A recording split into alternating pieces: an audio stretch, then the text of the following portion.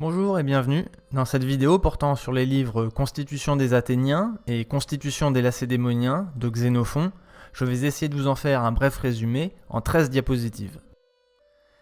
Xénophon est un auteur grec, athénien, disciple de Socrate, qui a sans doute connu une certaine rivalité avec Platon, puisque les deux sont auteurs de livres portant les mêmes titres, à savoir Le Banquet et l'Apologie de Socrate. Il a aussi fait connaître le travail d'historien de Thucydide, l'auteur de l'Histoire de la guerre du Péloponnèse, dont il a écrit une continuation, Les Helléniques. À l'issue de cette guerre, Athènes est défaite par Sparte, qui impose le retour d'un régime traditionnel opposé au régime démocratique. Mais le régime des 30 qu'ils ont mis en place commet des exactions par la faute de l'extrémisme de Critias, et le camp démocrate commençait à remporter un conflit civil lorsque les Spartiates sont revenus maîtres de l'ordre et imposaient une réconciliation. C'est sans doute une vingtaine d'années après cette réconciliation forcée entre démocrates et oligarques que Xénophon écrit. Il était très proche du roi de Sparte Agésilas II et a été condamné à l'exil par Athènes pour avoir combattu dans le camp de Sparte une armée contenant un contingent de soldats athéniens, ou pour s'être engagé aux côtés du Perse Cyrus le Jeune dans le cadre d'un conflit de succession au sein de l'Empire achéménide. La cause exacte de cet exil n'est pas sûre. Ce qui est certain en revanche, c'est que Xénophon était critique vis-à-vis de la politique athénienne et défendait plutôt le modèle spartiate. C'est ce que l'on va constater dans la Constitution des Lacédémoniens. Nous allons également regarder la Constitution des Athéniens, un texte qui lui a longtemps été associé, mais qui est vraisemblablement l'œuvre d'un autre oligarque partageant peu ou prou les mêmes idées que Xénophon. Le cœur de l'ouvrage de Xénophon concerne la politique, mais il commence par traiter de l'éducation que reçoivent les jeunes Spartiates. Voici ce qu'il en dit. Au lieu d'amollir les pieds des enfants avec des chaussures, Lycurgue établit de les fortifier par l'absence de chaussures, et au lieu de les efféminer par divers vêtements, il jugeait bon qu'ils soient accoutumés à un seul vêtement toute l'année, jugeant que de la sorte, ils seraient mieux préparés au froid et aux chaleurs. Pour la nourriture, il a prescrit que le jeune garçon s'arrange pour en avoir juste assez pour ne jamais être alourdi par la satiété et sans ignorer l'expérience de vivre dans le besoin. Lycurgue est un roi légendaire de Sparte auquel sont attribuées toutes les traditions de cette ville, un peu comme Numa Pompilius chez les Romains. Et voici ce qu'il propose pour gérer les adolescents turbulents. Remarquant qu'un très grand orgueil est infus chez les gens qui sortent de l'enfance, que la violence est extrêmement abondante et que les désirs de plaisir sont installés avec le plus de force, Lycurgue leur a imposé des tâches en très grand nombre et s'est arrangé pour qu'ils manquent en très grande partie de loisirs. C'est un traitement discutable, mais qui est indéniablement très éloigné de ce que l'on peut voir aujourd'hui. Par comparaison, dans sa Constitution des Athéniens, le pseudo-Xénophon ne donne aucun élément concernant l'éducation des enfants, mais il adresse quelques critiques qu'il faut sans doute nuancer par son engagement politique certain. Première citation, lapidaire. « Il est plus facile de cacher qu'on est mauvais dans une cité démocratiquement gouvernée que dans une cité gouvernée par les oligarques. » Seconde citation. « C'est chez les meilleurs qu'on trouve le moins de dérèglements et d'injustices. Le plus de rigueur consacrée à ce qui est honnête, c'est chez le peuple qu'on trouve le plus d'imbécilité, de désordre et de coquinerie, car la pauvreté les entraîne davantage vers ce qui est honteux, ce que font aussi le manque d'intelligence, manque qui pour quelques personnes est dû au manque d'argent. Si c'étaient les honnêtes gens qui parlaient et décidaient, ce seraient leurs semblables qui auraient des avantages, les masses populaires n'en auraient pas. » Il n'est pas évident de cerner les contours de ce que l'auteur appelle les meilleurs ou les honnêtes gens. Ces catégories sont-elles héréditaires ou basées sur des caractéristiques individuelles comme la quantité de richesses accumulées ? Ce passage mélange un aspect de lutte des classes avec une question de mœurs et d'éthique personnelle. Voyons maintenant comment la morale peut impacter la vie politique. Première citation sur les Spartiates. Les efforts ne laissent pas, comme font les autres cités, les magistrats élus exercer leurs charges à leur gré durant l'année. Mais, comme les tyrans et les présidents au concours gymnique, s'ils s'aperçoivent qu'un magistrat contrevient aux lois, ils sévissent aussitôt. La morale stricte des Spartiates est défendue par les 5 éphores, qui sont élus chaque année pour un an seulement, et s'appliquent à tout le monde, magistrats et rois compris. Deuxième citation.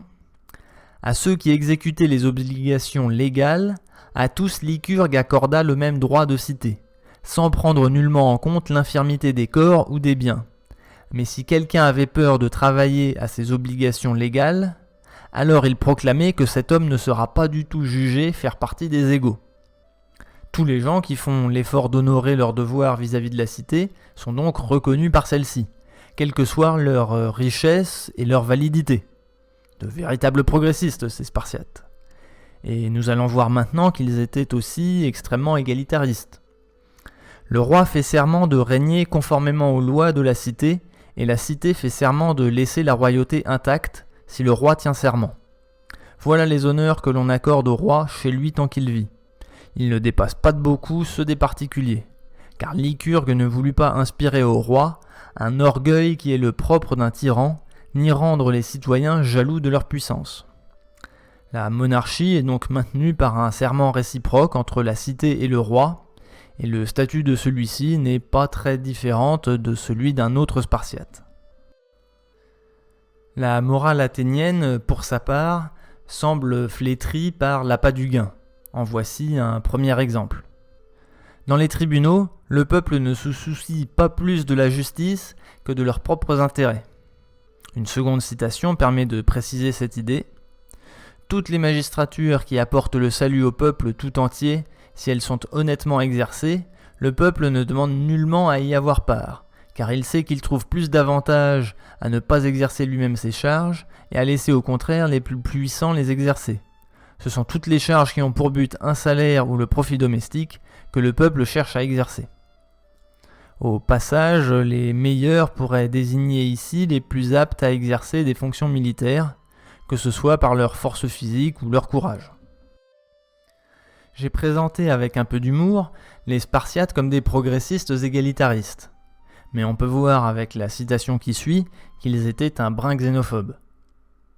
Dans le passé, on procédait à des refoulements d'étrangers et il n'était pas permis de voyager à l'extérieur pour éviter que les citoyens ne se remplissent d'indolence au contact des étrangers.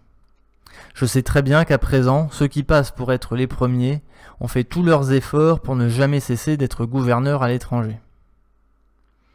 Le terme de xénophobie me semble bien choisi, puisqu'il s'agit d'une peur et non d'une haine, la peur de se voir moralement corrompu par le contact de personnes à l'éthique moins exigeante. En comparaison, les Athéniens semblent exemplaires dans leur rapport à l'autre, comme en témoignent ces deux extraits.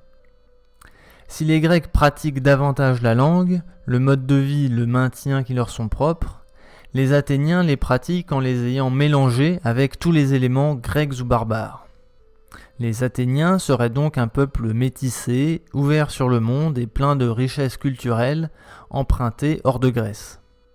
Et par nécessité économique, ils sont également accueillants envers les étrangers.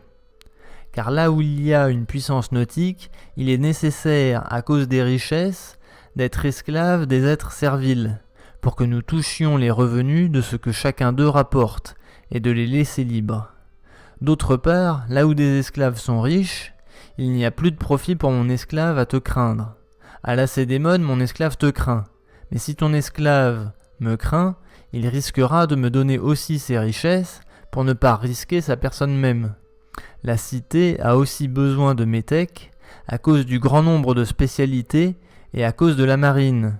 Voilà donc la raison pour laquelle nous avons, à juste titre, créé pour les métèques aussi le droit de parler à égalité.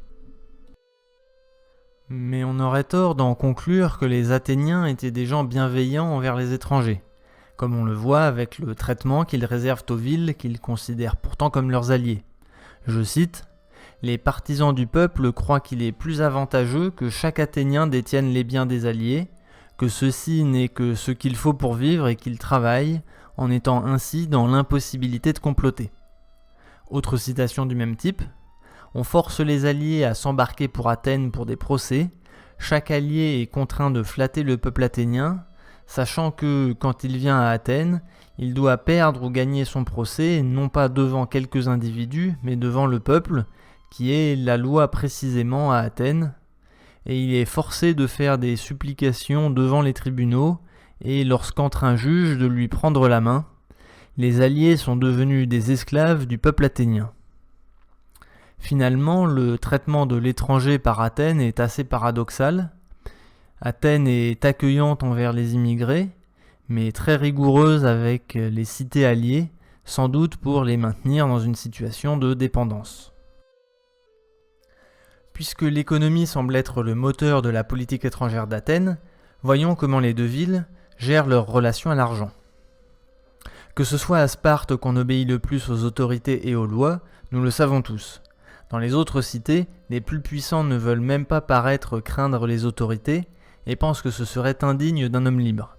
À Sparte, au contraire, les plus forts s'effacent devant les autorités, se glorifient d'être humbles et d'obéir en courant et non en marchant quand on les appelle, pensant que s'ils donnent l'exemple eux-mêmes d'une prompte obéissance, les autres suivront.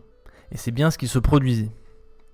La morale des Spartiates semble avoir été conçue pour s'assurer que l'appât du gain ne vienne pas corrompre les dirigeants dans l'exercice de leurs fonctions. Mais le tabou lié à l'argent semblait plus large que les seuls conflits d'intérêts chez les dirigeants, comme en témoigne ce passage. Lycurgue a interdit aux hommes libres de toucher à aucune des activités qui ont pour but l'enrichissement. Tout ce qui procure la liberté aux cités, voilà les seules tâches qui leur sont spécifiques. Pour s'assurer de l'intégrité des dirigeants, il a sans doute été nécessaire de s'assurer que cette morale soit suivie par tous les citoyens. Voyons enfin cette citation intéressante. Auparavant, les Lacédémoniens préféraient vivre ensemble chez eux, avec des moyens modestes, plutôt que de se laisser détruire en étant gouverneurs dans les cités et en se laissant flatter. Ils redoutaient de paraître détenir de l'or, et à présent, il en est qui se font gloire d'en avoir acquis. Xénophon accuse ici les élites spartiates de s'être amollis moralement depuis leur victoire sur les Athéniens. Ils vont effectivement rapidement décliner, face aux Thébains d'abord, puis face aux Macédoniens d'Alexandre. Leur morale stricte semble donc bien avoir été la source de la force des Spartiates, et comme nous l'avons vu avec Cicéron pour les Romains, Xénophon a identifié la cause de leur prochain déclin. À Athènes, en revanche, l'argent est ouvertement le moteur du monde, puisqu'on a déjà vu qu'il serait la principale motivation des magistrats. Cette absence de complexe vis-à-vis de l'argent influe la vie politique athénienne de la façon suivante.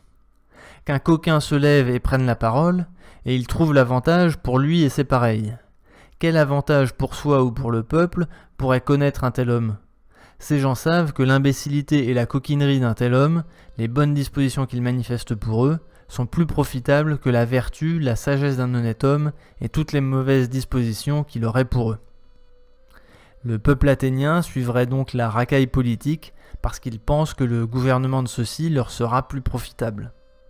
Et l'auteur de la Constitution athénienne justifie cette citation, avec sans doute une pointe d'ironie, par l'organisation de la ville. Je cite : « Il est juste qu'à Athènes, les pauvres et le peuple paraissent être en meilleure situation que les nobles et les riches pour cette raison. C'est le peuple qui fait avancer les navires et qui donne à la cité sa couronne de puissance. Ce sont les pilotes, les chefs de nage, les commandants de pentécontères, les surveillants de proue, les constructeurs de navires.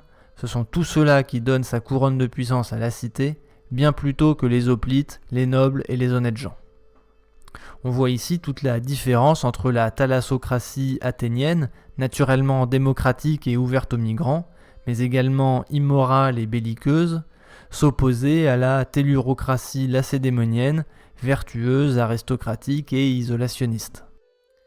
En conclusion, en plus d'être un modèle de description des paradigmes thalassocratiques et tellurocratiques, ces deux textes ont le mérite de poser la question des relations entre morale et politique. Il y a entre les deux concepts un jeu d'équilibre.